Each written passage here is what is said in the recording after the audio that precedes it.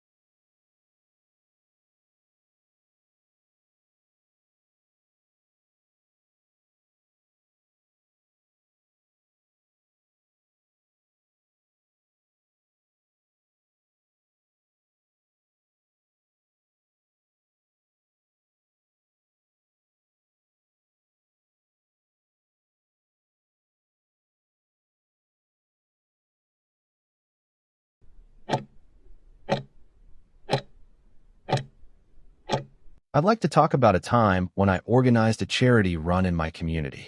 This happened last year during the summer, around June, when my university classmates and I decided to raise funds for a local children's hospital. The idea came about during one of our study group sessions when someone mentioned how underfunded the hospital was, and we all agreed that we should do something meaningful together. The planning took place over several weeks, mostly at our campus cafe, where we would meet after classes to discuss logistics. We had to coordinate with around 50 participants, including students, professors, and even some local business owners who wanted to sponsor the event. The activity itself was a 5-kilometer fun run, designed to be inclusive so that people of all fitness levels could join. We also arranged for food stalls, live music, and a small award ceremony afterward to keep the atmosphere lively and encourage more participation. One of the biggest challenges was ensuring everything ran smoothly. We divided tasks among the team. Some handled registrations, others managed sponsorships, while I took charge of promoting the event on social media and putting up posters around the city. There were moments of stress, especially when we had to adjust the route last minute due to a scheduling conflict with another event in the park. However, seeing everyone's enthusiasm kept me motivated. On the day of the run, I felt a mix of excitement and nervousness. The weather was perfect, sunny but not too hot, and more people showed up than we had anticipated. Watching the crowd gather at the starting line, laughing and stretching together, gave me a strong sense of accomplishment. The best part was when we surpassed our fundraising goal, collecting nearly double what we had initially targeted. Looking back, I feel incredibly proud of what we achieved. Not only did we bring people together for a good cause, but we also proved that even a small group of determined individuals can make a real difference. The experience taught me valuable lessons in teamwork, problem-solving, and leadership. If given the chance, I would definitely organize something like this again. It was exhausting but deeply rewarding. How have leisure activities changed recently? What's driven this? The landscape of available leisure activities has undergone a significant transformation in recent decades, shifting from predominantly passive and communal pursuits towards a more diverse, and often individualized array of options. Previously, activities such as attending local sporting events, participating in community gatherings, or engaging in traditional hobbies like knitting or gardening were more prevalent. However, the advent and proliferation of digital technologies have undeniably revolutionized how people spend their free time. The rise of the internet, video games, social media platforms, and streaming services has introduced a vast and ever-expanding universe of virtual activities that can be accessed from the comfort of one's home. This digital shift has been a primary driver of change, offering convenience, instant gratification, and a seemingly limitless variety of entertainment. Furthermore, increased globalization and ease of travel have exposed individuals to a wider range of cultural activities and experiences, leading to a greater demand for diverse options, from exotic culinary adventures to participation in international festivals. Socioeconomic factors have also played a role, with increased disposable income in many parts of the world allowing individuals to pursue more expensive hobbies or engage in specialized leisure activities like adventure sports or collecting rare items. Finally, a growing awareness of health and wellness has spurred an increase in activities related to physical fitness and mental well-being, such as yoga, hiking, and mindfulness practices. This multifaceted evolution reflects a society that is increasingly interconnected, technologically advanced, and driven by a desire for personalized and diverse experiences. Do recreational activities reflect personality or social status much? The types of recreational activities individuals choose to participate in can indeed offer insights into aspects of their personality and, to a lesser but still discernible extent, their social status. For instance, individuals who gravitate towards solitary activities like reading, painting, or playing musical instruments might exhibit traits such as introversion, introspection, and a preference for independent pursuits. Conversely, those who frequently engage in team sports or group outings may be more extroverted, enjoy social interaction, and thrive in collaborative environments.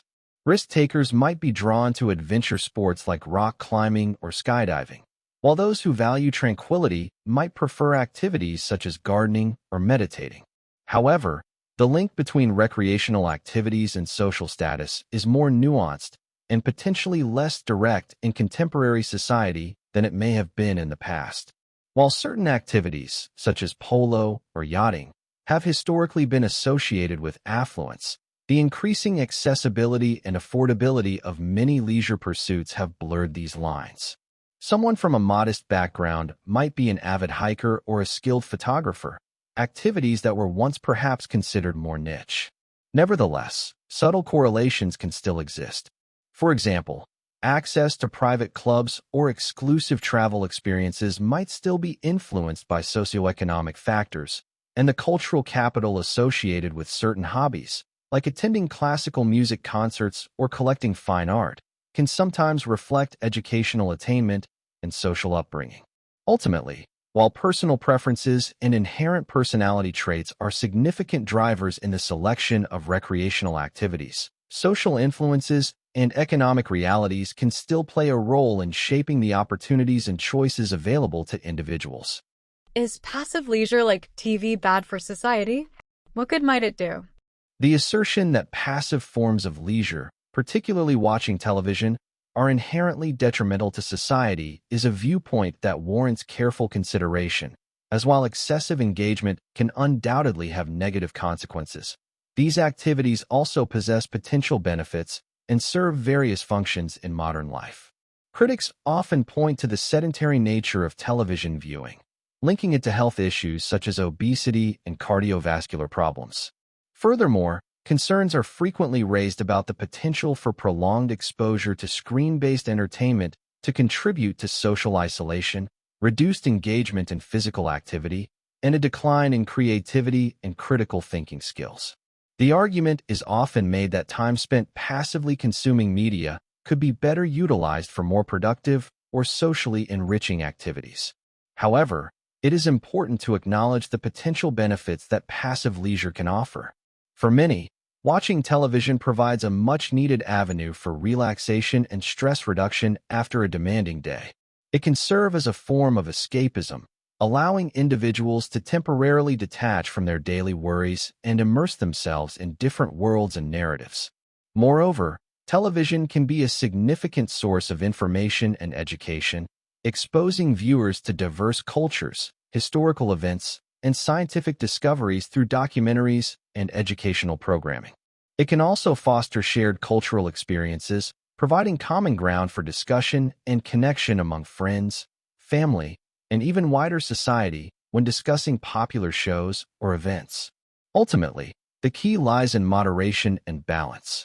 While excessive reliance on passive leisure at the expense of more active and social pursuits can be detrimental, a moderate amount of such activity can serve valuable functions in terms of relaxation, entertainment, and even education, contributing to overall well-being. How does the focus on achievement affect our leisure? The increasing emphasis on achievement and productivity prevalent in many contemporary societies significantly impacts people's engagement with leisure activities, often leading to a reduction in both the time allocated to and the way in which individuals approach their free time. In a culture that highly values constant progress and output, leisure can often be perceived as a secondary concern, even a guilty pleasure, rather than a necessary component of a balanced and healthy life. This pressure to be constantly doing something productive can lead individuals to feel that they should be using their free time for self-improvement activities, such as learning a new language or taking an online course, rather than simply engaging in activities purely for enjoyment and relaxation. Consequently, spontaneous and unstructured leisure activities may be sidelined in favor of more goal-oriented pursuits, blurring the lines between work and leisure. Even when people do engage in recreational activities, the pervasive mindset of achievement can lead to a competitive approach, where hobbies become another arena for striving for excellence and external validation, rather than a source of intrinsic pleasure. For example, someone might take up running not just for fitness, but to achieve a certain pace or distance, adding pressure to what should ideally be a stress-relieving activity. Furthermore, the constant connectivity facilitated by technology, while offering numerous benefits, can also erode the boundaries between work and leisure, making it difficult for individuals to fully disconnect and mentally switch off. The expectation of being constantly available can encroach upon personal time, leaving less space for truly restorative and enjoyable leisure pursuits. In essence, the societal emphasis on productivity can inadvertently diminish the value and prioritization of leisure, transforming it from a vital aspect of well-being into a dispensable luxury or another avenue for striving and achieving. What role should local communities have in providing leisure? Local communities have a crucial and multifaceted role to play in providing opportunities for recreational activities for their residents, contributing significantly to social cohesion, individual well-being, and the overall vibrancy of the area. By actively fostering a diverse range of accessible and affordable recreational options, local authorities and community organizations can create a more engaging and supportive environment for everyone. One key role is the provision and maintenance of public spaces and facilities dedicated to leisure, such as parks, sports fields, community centers, libraries, and swimming pools. These shared resources offer opportunities for physical activity, social interaction, and cultural engagement that are accessible to all residents, regardless of their socioeconomic background. Furthermore, local communities can play a vital role in organizing and supporting a variety of recreational programs and events, catering to diverse interests and age groups. This could include sports leagues, arts and crafts classes, community festivals, and educational workshops, fostering a sense of belonging and shared experience among residents. Collaboration with local businesses and voluntary organizations can also enhance the range and quality of recreational opportunities available. For instance, partnerships with local gyms or studios could provide subsidized access for residents, or collaborations with arts organizations could bring cultural events to the community. Moreover, Local communities are best positioned to understand the specific needs and preferences of their residents. By actively seeking input and feedback through surveys, public forums, and community consultations, they can tailor their recreational offerings to better meet the demands of the local population. Finally, by prioritizing inclusivity and accessibility in their recreational provisions, local communities can ensure that everyone, including those with disabilities or from marginalized groups, has the opportunity to participate and benefit from leisure activities, fostering a stronger and more equitable society.